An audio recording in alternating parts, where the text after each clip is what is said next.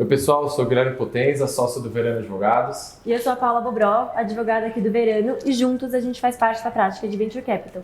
Estamos de volta com mais um Verano Tips e hoje a gente vai falar sobre a âncora, o documento mais importante de uma transação de Venture Capital, que é o Term Sheet. Quem trabalha com isso sabe que é o documento que é submetido em geral pelos fundos aos fundadores, às startups e que começam as discussões basilares sobre esse investimento. Na nossa aula a gente vai falar não só sobre aspectos jurídicos, como a gente vai trazer um pouquinho sobre a prática, o que são os termos de mercado, o que é padrão e algumas sugestões também relacionadas a essa negociação. Olá e bem-vindos a mais um Verano Tips. Hoje entenderemos os principais aspectos de um dos documentos mais relevantes de qualquer processo de investimento, o Term Sheet. Ele possui alguns outros nomes, como Memorando de Entendimentos, Protocolo de Intenções, dentre outros. Em sua estrutura, o documento nada mais é do que um resumo escrito dos entendimentos preliminares das partes. Ele disciplina a estrutura da transação, inclusive a forma de investimento, dívida ou equity, o valor envolvido, o percentual de participação de cada player, direitos de governança das partes, cláusulas de indenização, período de exclusividade, a chamada no-shop provision, e renova as regras de confidencialidade. Na prática de mercado, apenas essas duas são vinculantes. Isso porque, nesse momento, a assimetria de informações entre o investidor e o investido ainda é muito grande. As auditorias legal e financeira ainda não ocorreram e, por isso, não podem ser levadas em consideração. Como resultado, o investidor pode tomar conhecimento de fatos muito relevantes que façam com que ele queira alterar cláusulas importantes, como a própria valuation da empresa. Vale a pena deixar claro que, a depender da negociação, e justamente em razão da assimetria de informação, é comum que alguns pontos menos relevantes permaneçam em aberto, para serem definidos durante a elaboração dos documentos definitivos. Agora, vamos à pergunta que vocês com certeza estão se perguntando. Se o Term Sheet não é vinculante, qual é a sua necessidade? Os advogados não estão apenas inventando mais um documento quando bastaria um acordo verbal com os principais termos da transação? Infelizmente não. O memorando serve para garantir o alinhamento de expectativas das partes, evitando-se desentendimentos em momentos mais avançados da negociação. Quando registrados por escrito, as partes são muito mais cautelosas em aceitar termos. Ou seja, ao negociá-los, já adiantamos discussões relevantes antes de incorrer em custos de auditoria e de elaboração dos documentos mais complexos. O memorando dá a segurança de que as partes concordam, ao menos, quanto aos principais termos da transação. Adicionalmente, a cláusula de exclusividade é vinculante. Isso garante que as partes não negociarão simultaneamente com terceiros.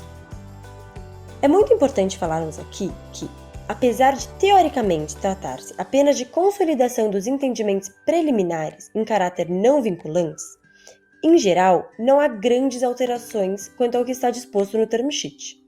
Ou seja, o documento já delimita a estrutura da transação, devendo a negociação ser feita com muita cautela, para garantir que todos os pontos essenciais estejam dispostos com clareza suficiente. Idealmente, em casos em que não temos surpresas na auditoria, os documentos definitivos são apenas um detalhamento daquilo que já foi acordado no Term Sheet. Não podemos descartar também o componente psicológico. Registrar e assinar os termos da negociação demonstra a seriedade das partes quanto à intenção de dar seguimento à transação. Aqui, vale notar uma questão jurídica que pouco se aborda e, eventualmente, pode significar uma perda muito grande a uma das partes. A depender da forma e do desenrolar da negociação, caso um lado decida por não dar seguimento ao investimento, eventualmente, essa parte poderá ter de indenizar a outra em razão do que chamamos de responsabilidade pré-contratual. Isso ocorre quando um dos lados, confiante de que a transação seguirá adiante, já adianta investimentos na empresa antes do fechamento da transação, tais como a contratação de novos funcionários ou a compra de novos equipamentos. Se isso ocorrer em razão da justa expectativa de que o investimento ocorreria, mas, por qualquer motivo, ele não se materializar, a parte que deu causa à não consolidação da transação pode ter de ressarcir a primeira em razão de danos emergentes. Tais danos nada mais são do que uma palavra chique para os gastos e despesas efetivamente incorridos pela parte prejudicada. Existe, nesse mesmo contexto, aqueles que solicitam indenização por lucros cessantes, em função do que os economistas chamam de perda de oportunidade. Isso ocorre quando a transação não segue adiante e, em razão da exclusividade concedida, uma das partes afirma que perdeu uma oportunidade de realizar outra transação com um terceiro. Contudo, essa discussão é bastante subjetiva. Não há como se ter clareza nem quanto à efetiva perda de uma oportunidade, nem quanto a qual seria o seu valor.